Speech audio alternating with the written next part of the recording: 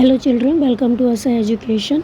आज हम करेंगे 11वीं क्लास की हिंदी की किताब अंतरा का 14वां चैप्टर संध्या के बाद। इसकी हम करेंगे व्याख्या। इससे पहले हमने आपको कुछ करवा दिए हैं। आइए आगे देखते हैं कौन सा है। ये है कंप कंप उठते लौ के संग, कातर और क्रंदन मूक निराशा। क्षीण ज्योति ने चुपके जो, गोपन मन को दे दी हो भाषा।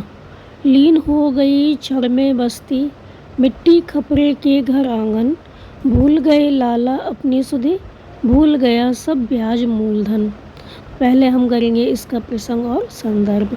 कि प्रस्तुत पद्यांश या प्रस्तुत पंक्तियाँ हमारी पाठ्य पुस्तक अंतरा में संकलित हिंदी के महान कवि सुमित्रानंदन पंत जी के द्वारा रचित कविता संध्या के बाद से ली गई हैं।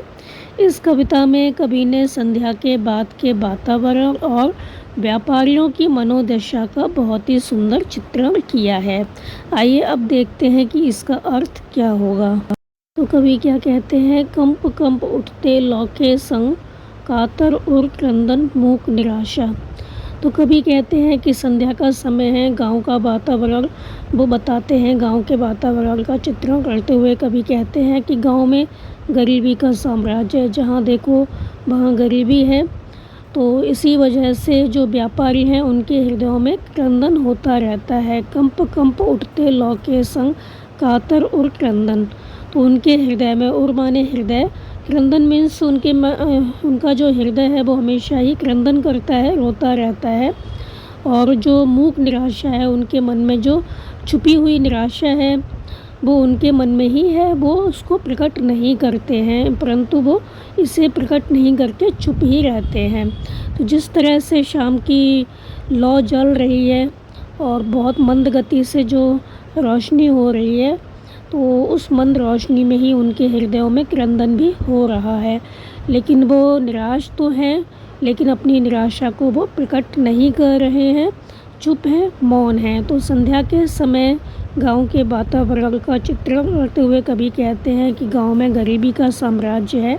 इसी वजह से जो व्यापारी हैं, जो लोग हैं, उनके हृदयों में क्रंदन होता रहता है। मतलब उनको आने वाले समय की चिंता सताती रहती है कि उनका घर खर्च कैसे चलेगा, क्या होगा। तो उनमें निराशा की भावना व्याप्त है, परंतु इसे वे प्रकट नहीं करते हैं, चुप ही रहते हैं। क्षीण ज्योति ने चुपके जो, गोपन मन को दे दी हो भाषा। इसी समय जो हल्का प्रकाश हो रहा है, क्षीण ज्योति हो रही है, हल्का प्रकाश हो रहा है, वही उनके मन में समाई गुप्त बातों को प्रकट करता सा प्रतीत होता है। तो वहाँ पर हल्की हल्की रोशनी है, तो उससे पता चल रहा है कि जो ये लोग हैं उनके मन में कितनी निराशा है और उनके मन में समाई जो गुप्त बातें हैं वो प्रकट हो रही हैं। लीन हो गई छड़ में बस्ती, मिट्टी खपरे के घर आंगन। फिर कुछ देर बाद क्या होता है, सारा गांव अंधकार में डूब जाता है। लीन हो गई छड़ में बस्ती, मिट्टी खपरे के घर आंगन। जो कच्चे घर होते हैं उनके और आंगन होते हैं, सब अंधकार में विलीन हो जाते हैं। सब जगह अंधकार छा जाता है। भूल गए लाला अपनी सुधि, भूल गया सब ब्याज मूलधन। तो इस निराशा भरे वातावरण में गांव का छोटा सा जो दुकानदार होता है वो अपनी सुधि भूल जाता है।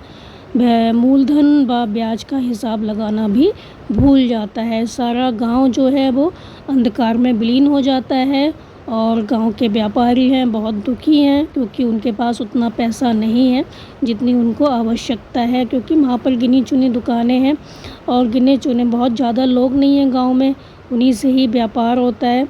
तो जो गांव के लोग हैं, जो व्यापारी हैं, उनके पास पर्याप्त पैसा नहीं है। उनका हृदय हमेशा निराशा से भरा रहता है। हृदय में हमेशा क्रंदन चलता रहता है, हमेशा हृदय रोता रहता है। तो कवि कहते हैं संध्या के समय गांव के वातावरण का चित्रण किस तरह का था। गांव में गरीबी का साम्राज्य है, इसी कारण उनके हृदय में क्रंदन होता रहता है। किनके हृदय में, जो गांव के लोग हैं, गांव के व्यापारी हैं, उनमें निराशा की भावना व्याप्त है, परंतु इसे वो प्रकट नहीं करते बल्कि चुप ही रहते हैं। इस समय जो हल्का प्रकाश हो रहा है वही उनके मन में समाई गुप्त बातों को प्रकट करता सा प्रतीत होता है। थोड़ी देर बाद क्या होता है, सारा गांव अंधकार में डूब जाता है। उनके कच्चे घर, आंगन सब अंधकार में विलीन हो जाते हैं और इस निराशा भरे वातावरण में गांव का छोटा सा दुकानदार अपनी सुध भूल जाता है। वह मूलधन व ब्याज का हिसाब लगाना भी भूल जाता है। देखते हैं इसका विशेष। तो कवि ने यहाँ पर व्यापारी वर्ग की दयनीय आर्थिक स्थिति का स्वाभाविक चित्रण किया है, वर्णन किया है। चित्रात्मक शैली है। कंप में क्या है, पुनरुक्ति प्रकाश अलंकार है। एक ही शब्द की पुनरुक्ति हुई है, मतलब एक ही शब्द बार बार आया है। और ग्रामीण परिवेश का स्वाभाविक चित्रण हुआ है। भाषा सरल, सहज एवं प्रसंग के अनुकूल है, प्रसंगानुकूल है। आगे कवि कहते हैं, सकुची सी परचून किराने की ढेरी लग रही ही तुच्छतर, इस नीरव प्रदोष में आकुल उमड़ रहा अंतर जग बाहर, अनुभव करता लाला का मन छोटी हस्ती का सस्तापन, जाग उठा उसमें मानव और असफल जीवन का उत्पीड़न। तो पहले हम करेंगे इसका संदर्भ और प्रसंग की प्रस्तुत पंक्तियाँ या प्रस्तुत पद पंक्तियाँ हमारी पाठ्य पुस्तक अंतरा में संकलित संध्या के बाद नामक कविता से ली गई हैं। इस कविता के रचयिता छायावादी कवि सुमित्रानंदन पंत जी हैं। इस कविता में कवि ने ग्राम्य परिवेश में गांव के जीवन में अपनी छोटी सी दुकान पर बैठे लाला की दयनीय आर्थिक दशा का वर्णन किया है। आइए अब देखते हैं कि इसकी व्याख्या क्या होगी। कवि कहते हैं, सकुची सी परचून किराने की ढेरी लग रही ही तुच्छतर, इस नीरव प्रदोष में आकुल उमड़ रहा अंतर जग बाहर। सकुची सी परचून किराने की ढेरी, कविता में जो कवि हैं वो कहते हैं कि गांव के छोटे छोटे व्यापारियों की जो परचून की दुकान है वो सकुची सी लगती है। बहुत सकुचाई, मतलब छोटी सी लगती है, देखने में ऐसा लगता है वो सकुचा रही हो। तो जो छोटे छोटे व्यापारी हैं उनके परचून की दुकान सकुची सी लगती है और उसमें सामान भी बहुत कम है। वह छोटी से छोटी होती चली जा रही है। लग रही ही तुच्छतर, तो वो छोटी से छोटी लग रही है, तुच्छ लग रही है, उसमें सामान कम होता चला जा रहा है। संध्या के इस शांत वातावरण में दुकानदार का जो हृदय है इस नीरव प्रदोष में, तो ये संध्या का समय है और जो व्यापारी हैं उनका जो हृदय है इस नीरव शांत वातावरण में आकुल हो रहा है, बेचैन हो रहा है। हो रहा अंतर जग बाहर, तो वो अंदर का जो दुख है उसको बाहर निकाल रहे हैं। अंदर का दुख उमड़ कर बाहर निकल रहा है। अन्य सभी लोग भी दुखी एवं परेशान हैं। तो कभी कहते हैं गांव के छोटे छोटे व्यापारियों की परचून की दुकान सकुची सी लगती हैं क्योंकि उनमें सामान भी बहुत कम है। वह छोटी से छोटी होती चली जा रही है, तुच्छतर होती चली जा रही है। संध्या के इस शांत वातावरण में दुकानदार का हृदय बेचैन है और अंदर का दुख उमड़कर बाहर निकल रहा है। बहुत परेशान है वो कि किस तरह से उनका जीवन चलेगा। अन्य सभी लोग भी दुखी एवं परेशान हैं। अनुभव करता लाला का मन छोटी हस्ती का सस्तापन, तो गांव की दुकान के दुकानदार में मन में क्या है, हीन भावना पैदा हो रही है। छोटापन, उनको लग रहा है कि वो छोटे हैं। इस तरह की जो हीन भावना है उनके मन में पनप पड़ने लगी है क्योंकि उनमें भी मनुष्यता की भावना है और उसे अपना जीवन क्या लगता है, असफल लग रहा है। तो अनुभव करता लाला का मन छोटी हस्ती का सस्तापन, गांव की दुकान के जो दुकानदार हैं उनके मन में हीन भावना पैदा होने लगी है क्योंकि उसमें भी मनुष्यता की भावना है। उनको ऐसा लग रहा है कि उनके पास पैसे नहीं हैं। वो ऐसा प्रतीत कर रहे हैं जैसे उनकी हस्ती छोटी हो गई हो।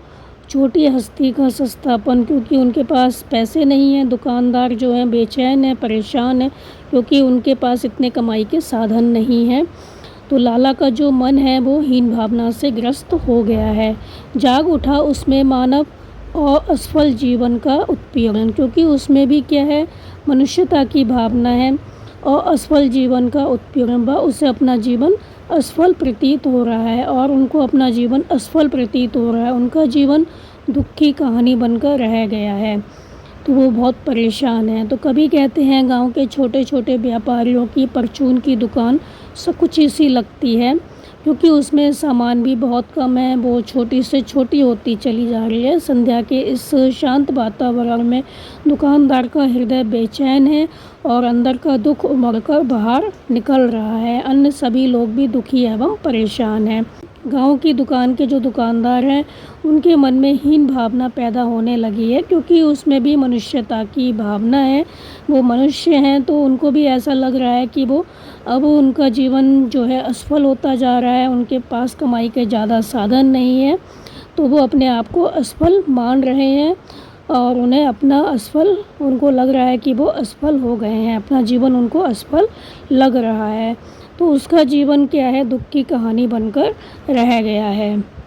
हम देखते हैं इसका विशेष। तो कवि ने व्यापारी वर्ग की आर्थिक बदहाली का वर्णन किया है। लाला की छोटी सी परचून की दुकान का यहाँ पर स्वाभाविक चित्र खींचा गया है।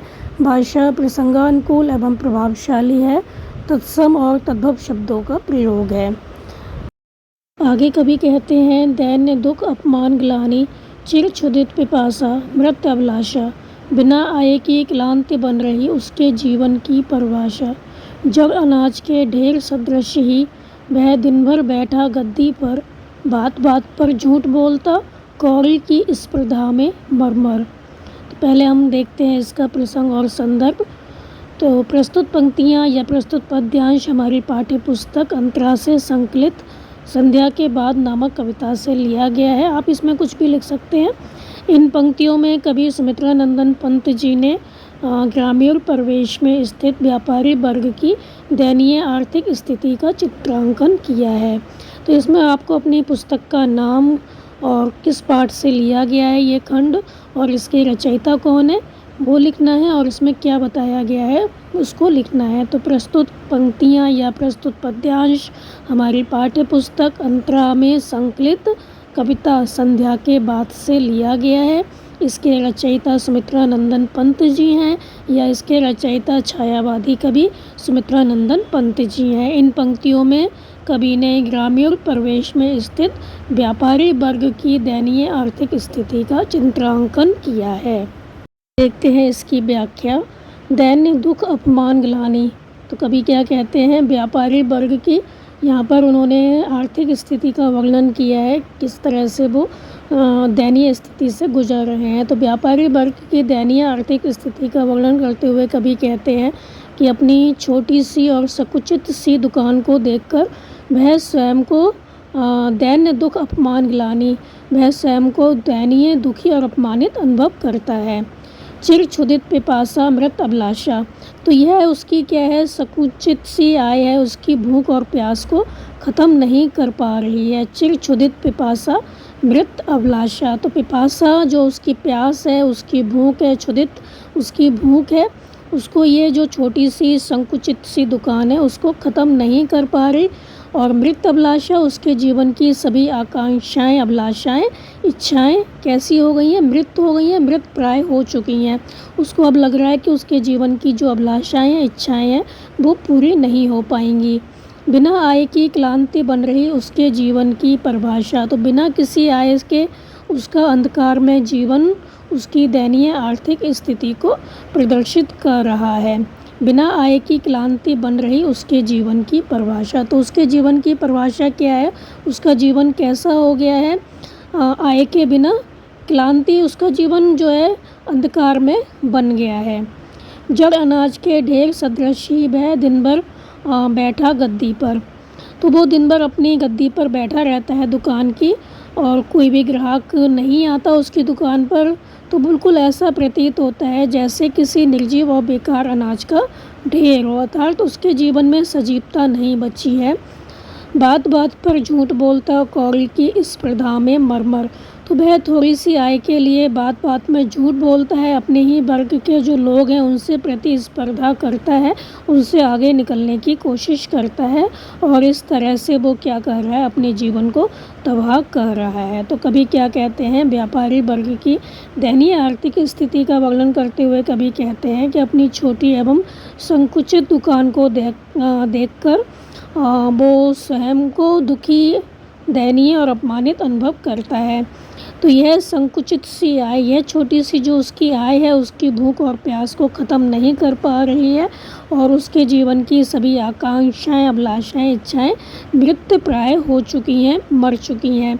बिना किसी आय के उसका अंधकार में जीवन उसकी दयनीय आर्थिक स्थिति को प्रदर्शित कर रहा है। वह जीवन भर अपनी दुकान की गद्दी पर बैठा हुआ ऐसा प्रतीत होता है जैसे किसी बेकार और निर्जीव अनाज का ढेर हो, अर्थात उसके जीवन में सजीवता नहीं बची है। वह थोड़ी सी आय के लिए बात बात पर झूठ बोलता है और अपने ही वर्ग के लोग हैं उनके साथ स्पर्धा करता है, प्रतिस्पर्धा करता है, उनसे आगे निकलने की कोशिश करता है और इस तरह से वो अपने जीवन को तबाह कर रहा है, मर मर कर जी रहा है। देश में हम लिखेंगे गांव के व्यापारी वर्ग की आर्थिक दुर्दशा का वर्णन किया गया है। इसमें बताया गया है कि बिना आय के, बिना आमदनी के किसी भी वर्ग का जीना दूभर हो जाता है, मुश्किल हो जाता है। तत्सम शब्दावली का प्रयोग किया गया है, दैन्य, चीर, क्षुधित, पिपासा, सदृश्य आदि। भाषा सरल है, प्रभावशाली है एवं प्रसंग अनुकूल है। तो भाषा सरल, प्रभावशाली एवं प्रसंग के अनुकूल है। आगे कवि कहते हैं, फिर भी क्या कुटुंब पलता है, रहते स्वच्छ सुघर सब परिजन, बना रपा रहा भय पक्का घर, मन में सुख है जुटता है धन, खिसक गई कंधों से कतरी, ठिठुर रहा अब सर्दी से तन, सोच रहा बस्ती का बनिया, घोर व्यवस्था का निचकारण। तो पहले हम लिखेंगे इसका प्रसंग और संदर्भ के प्रस्तुत पद्यांश या प्रस्तुत पंक्तियाँ हमारी पाठ्य पुस्तक अंतरा में संकलित संध्या के बाद नामक कविता से ली गई हैं। इस कविता के रचयिता महाकवि सुमित्रानंदन पंत जी हैं। इन पंक्तियों में कवि ने गांव में व्यापारी वर्ग की प्रतिस्पर्धा और आर्थिक दुर्दशा का वर्णन किया है। हम देखते हैं कि इसकी व्याख्या क्या होगी। तो कवि कहते हैं, फिर भी क्या कुटुंब पलता है, रहते स्वच्छ सुघर सब परिजन। तो कभी यहाँ पे सवाल करते हैं कि जो लाला है वो जीवन भर झूठ बोलता है, दूसरों का शोषण करता है, परंतु इस झूठ बोलने तथा दूसरों का शोषण करने के बाद भी क्या कुटुंब पलता है, मतलब उसका क्या परिवार अच्छी तरह से चल पा रहा है, परिवार का वो पालन पोषण ठीक ढंग से कर पाता है। रहते स्वच्छ सुघर सब परिजन, क्या वह और उसके परिवार के लोग सुंदर, बड़े और स्वच्छ घर में रह पा रहे हैं। बना पा रहा वह पक्का घर, क्या दूसरों के साथ बेईमानी करके उसने अपना पक्का घर बना लिया है। मन में सुख है जुटता है धन, क्या उसे जीवन में सुख की प्राप्ति हुई है, क्या उसका मन सुखी है, क्या दूसरों को लूटकर और आर्थिक शोषण करके उसने अपना घर धन धान्य से भर लिया है। जुटता है धन, क्या उसने धन को जुटा लिया है दूसरों का शोषण करके, दूसरों को लूट कर। खिसक गई कंधों से कतरी, ठिठुर रहा अब सर्दी से तन। तो जो लाला है वो जीवन भर जो दुकान है उसकी गद्दी पर बैठा रहता है, तो सारा जीवन गद्दी पर बैठ बैठ कर उसके कंधे क्या हुआ, कमज़ोर पड़ गए हैं। तो कवि कहते हैं, खिसक गई कंधों से कतरी, ठिठुर रहा अब सर्दी से तन। तो उसका जो शरीर है वो सर्दी से कांप रहा है, ठिठुर रहा है। खिसक गई कंधों से कतरी, तो उसने जीवन भर क्या किया है, जो पुराने वस्त्र थे उनको जोड़ जोड़ कर, चीथड़े थे उनको जोड़ कर उसने पतले पतले कमज़ोर वस्त्र बनाए हैं, उनको वो ठंड में पहनता है। लेकिन जो ठंड में ये वस्त्र पहनता है उससे उसकी ठंड नहीं जाती, उसको ठंड लगती है, तो उसका जो तन है वो कांप रहा है सर्दी में। सोच रहा बस्ती का बनिया, घोर व्यवस्था का निज कारण। इस ठंड में अपनी दुकान पर बैठा व्यापारी अपने जीवन की इसी मजबूरी के कारणों की तलाश कर रहा है, अर्थात इस दयनीय आर्थिक तंगी में वह स्वयं दोषी होने के कारणों पर विचार कर रहा है। उसको समझ में नहीं आ रहा कि क्या हो गया, क्यों इस तरह से उसका जीवन व्यतीत हो रहा है, क्यों वो इस तरह की दुर्दशा झेल रहा है। तो यहाँ पर कवि क्या कहते हैं, तो कवि यहाँ पर सवाल करते हैं कि लाला जीवन भर झूठ बोलता है, दूसरों का शोषण करता है, परंतु इस झूठ बोलने और दूसरों का शोषण करने के बाद भी क्या वह अपने परिवार का पालन पोषण ठीक ढंग से कर पाता है। क्या वह और उसका परिवार सुंदर, बड़े और स्वच्छ घर में रह पा रहे हैं। क्या दूसरों के साथ बेईमानी करके उसने अपना पक्का घर बना लिया है। क्या उसे जीवन में सुख की प्राप्ति हुई है। क्या दूसरों को लूटकर तथा आर्थिक शोषण करके उसने अपना घर धन धान्य से भर लिया है। सारा जीवन गद्दी पर बैठ बैठकर अब उसके कंधे कमज़ोर हो गए हैं और सर्दी में उसका शरीर चीथड़े जोड़कर बनाए गए पतले कमज़ोर वस्त्र के कारण ठंड से ठिठुर रहा है, काँप रहा है। इस ठंड में अपनी दुकान पर बैठा व्यापारी अपने जीवन की इसी मजबूरी के कारणों की तलाश कर रहा है, अर्थात इस दयनीय आर्थिक तंगी में वह स्वयं दोषी होने के कारणों पर विचार कर रहा है। अब हम देखते हैं विशेष। तो यहाँ पर जीवन भर दूसरों का शोषण करने के बाद भी व्यापारी अपनी आर्थिक दशा को सुदृढ़ नहीं कर पाया है। कवि ने इसी संबंध में अनेक प्रश्न किए हैं। तो यहाँ पर प्रश्नालंकार है, भाषा सरल, सहज एवं प्रभावमयी है, तत्सम एवं तद्भव शब्दों का प्रयोग किया गया है। आगे कवि कहते हैं, घोर व्यवस्था का निज कारण, शहरी बनियों सा बहवी उठ, क्यों बन जाता नहीं महाजन। रोक दिए हैं किसने उसकी जीवन उन्नति के सब साधन, यह क्या संभव नहीं व्यवस्था में, जबकि कुछ हो परिवर्तन, कर्म और गुण के समान ही सकल आय और व्यय का हो विवरण। तो पहले हम लिखेंगे इसका प्रसंग और संदर्भ की प्रस्तुत पंक्तियाँ हमारी पाठ्य पुस्तक अंतरा में संकलित संध्या के बाद नामक कविता से ली गई हैं। इस कविता के रचयिता महाकवि सुमित्रानंदन पंत जी हैं। इन पंक्तियों में कवि ने ग्रामीण व्यापारी वर्ग की दयनीय आर्थिक दुर्दशा का वर्णन किया है। तो यहाँ पर बताया गया है कि गांव में जो व्यापारी वर्ग होता है उसकी आर्थिक स्थिति कितनी दयनीय होती है। और इसके साथ ही उन्होंने बताया है कि शहरी क्षेत्र में रहने वाले जो महाजन होते हैं उनकी आर्थिक स्थिति काफ़ी मजबूत होती है। तो इन पंक्तियों में कवि ने ग्रामीण व्यापारी वर्ग की दयनीय आर्थिक स्थिति और शहरी वर्ग की सुदृढ़ आर्थिक स्थिति का वर्णन किया है। अब हम देखते हैं इसकी व्याख्या क्या होगी। तो कवि कहते हैं, घोर व्यवस्था का निज कारण, शहरी बनियों सा वह भी उठ, क्यों बन जाता नहीं महाजन। तो कवि क्या कहते हैं कि ग्रामीण व्यापारी वर्ग दूसरों के साथ बेईमानी करने के बाद भी अपनी आर्थिक दशा को ठीक नहीं कर पा रहा है, सुदृढ़ नहीं कर पा रहा, मजबूत नहीं कर पा रहा है। तो कवि कहते हैं कि क्वेश्चन करते हैं, उनसे प्रश्न करते हैं कि वो शहरी क्षेत्र में रहने वाले व्यापारियों की तरह महाजन क्यों नहीं बन जाता। शहरी बनियों सा वह भी उठ, क्यों बन जाता नहीं महाजन। वो भी शहरी व्यापारी जो होते हैं, शहरी क्षेत्र में रहने वाले जो व्यापारी हैं, बिजनेसमैन हैं, उनकी तरह क्यों नहीं बन जाता है। फिर वो आगे कहते हैं, रोक दिए हैं किसने उसकी जीवन उन्नति के सब साधन। तो वो कहते हैं कि ऐसा क्या है कि उसकी जीवन की उन्नति के सारे साधन रुक गए हैं, किसने रोक दिए हैं। तो रोक दिए हैं किसने उसकी जीवन उन्नति के सब साधन। तो उसकी जीवन की उन्नति के सारे साधन किसके द्वारा रोक दिए गए हैं, किसने रोक दिए हैं। यह क्या संभव नहीं व्यवस्था में, जबकि कुछ हो परिवर्तन। तो वो कहते हैं कि शायद जो व्यवस्था है हमारे समाज की वो ही ठीक नहीं है। अगर उसमें कुछ परिवर्तन हो जाए तो ये संभव है कि उनके जीवन में भी कुछ खुशहाली आ जाए। कर्म और गुण के समान ही सकल आय और व्यय का हो विवरण। तो जो कवि हैं उनका मानना है कि देश की संपूर्ण आय व्यय का जो बंटवारा है वो कर्म और गुण के आधार पर होना चाहिए। इससे क्या होगा, जो बिजनेसमैन है, जो व्यापारी वर्ग है गांव का, उसको कुछ लाभ होगा और उसकी जो दयनीय स्थिति है कुछ मजबूत होगी। तो कवि क्या कहते हैं कि ग्रामीण व्यापारी वर्ग दूसरों के साथ बेईमानी करने के बाद भी अपनी आर्थिक दशा को सुदृढ़ नहीं कर पा रहा है। फिर वह शहरी क्षेत्र में रहने वाले व्यापारियों की तरह महाजन क्यों नहीं बन जाता। तो कवि का प्रश्न है कि वे कौन हैं तथा वे कौन से कारण हैं कि वह अपने जीवन में उन्नति नहीं कर पा रहा है। ऐसा क्या है कि उसके जीवन की उन्नति नहीं हो पा रही है। तो कवि का ये मानना है कि ग्रामीण परिवेश में रहने वाले व्यापारी वर्ग की दशा को सुदृढ़ करने के लिए सामाजिक व्यवस्था में परिवर्तन करने चाहिए। उनका मानना है कि देश की संपूर्ण आय का बंटवारा व्यक्ति के कर्म और गुण के आधार पर ही होना चाहिए। हम देखते हैं इसका विशेष। तो यहाँ पर ग्रामीण और शहरी व्यापारी वर्ग की आर्थिक व्यवस्था में क्या अंतर है, इसका वर्णन किया गया है। तत्सम और तद्भव शब्दों का प्रयोग किया गया है। प्रश्न अलंकार है, यहाँ पर प्रश्न किया गया है। तो तुकांत का प्रयोग है। भाषा सरल, सुबोध और प्रसंगा अनुकूल है।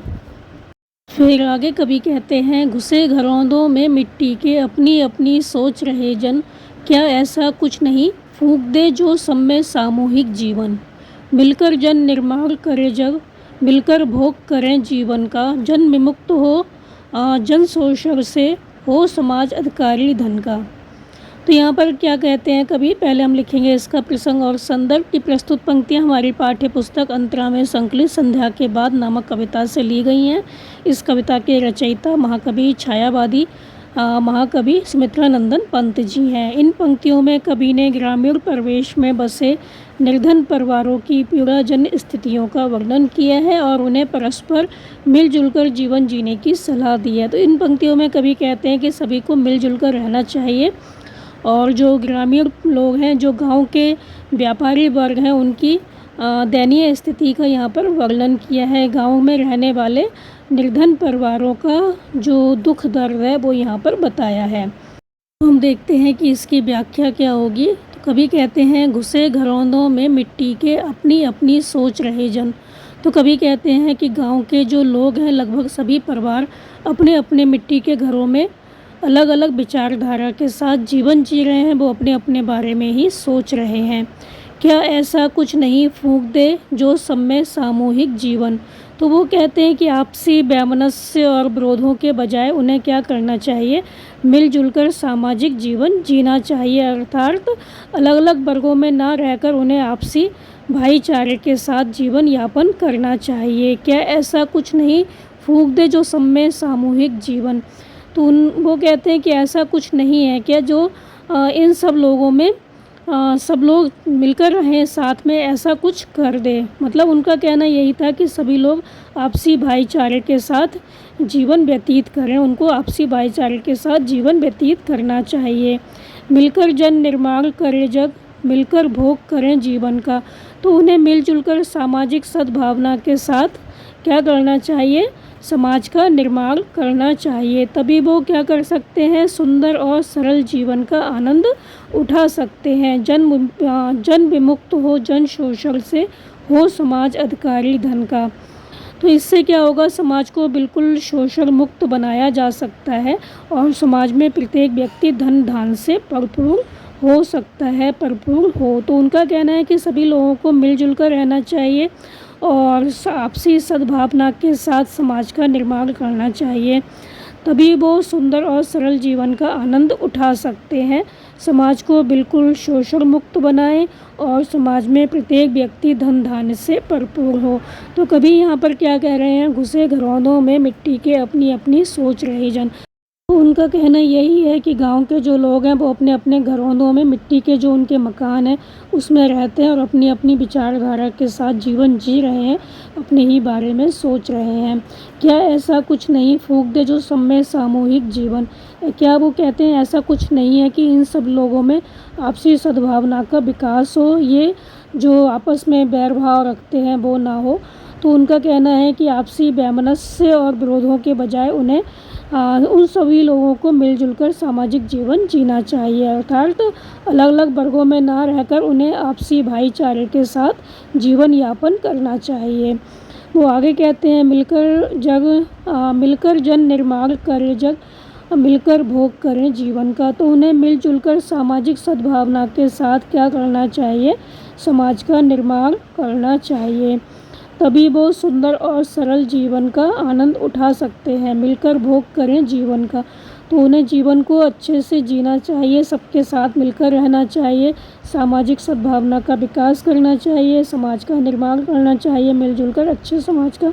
तभी वो सुंदर और सरल जीवन का आनंद उठा सकते हैं। जन विमुक्त हो, जन शोषण से हो समाज अधिकारी धन का। इससे क्या होगा, समाज को बिल्कुल शोषण मुक्त बनाया जा सकता है। तो उनका कहना है कि समाज को बिल्कुल शोषण मुक्त बनाएं और समाज में इससे क्या होगा, प्रत्येक व्यक्ति धन धान्य से भरपूर होगा। तो उनका कहना है कि सभी लोग मिलजुल कर काम करेंगे तो सभी लोग अच्छे से रह सकते हैं, समाज शोषण मुक्त होगा। तो उनका कहना है कि समाज को बिल्कुल शोषण मुक्त बनाएं और समाज में प्रत्येक व्यक्ति धन धान्य से भरपूर हो समाज अधिकारी धन का। तो जो समाज है वो धन का अधिकारी हो, मतलब प्रत्येक व्यक्ति के पास धन हो। हम देखते हैं इसका विशेष। तो समाज के सभी वर्ग आनंदपूर्ण जीवन यापन करते हुए समाज का नव निर्माण करें, ऐसा यहाँ पर कवि ने बताया है। घुसे घरौंदों में, इसमें क्या है, अनुप्रास अलंकार है, एक ही शब्द की आवृत्ति बार बार हुई है घा शब्द की। अपनी अपनी में क्या है, पुनरुक्ति प्रकाश अलंकार है, एक ही शब्द दो बार आया है। फिर है तद्भव शब्दावली का यहाँ पे प्रयोग किया गया है। भाषा सरल, सहज, सुबोध एवं प्रभावमयी है। तो यहाँ तक हमने करवा दिया, इसके आगे हम करवाएंगे आपको अगली वीडियो में। तो आप यहाँ तक अच्छे से समझ कर याद कर लीजिए और हमारे चैनल ऐसा एजुकेशन को लाइक कीजिए, सब्सक्राइब कीजिए और शेयर करना बिल्कुल मत भूला करिए। Thank you.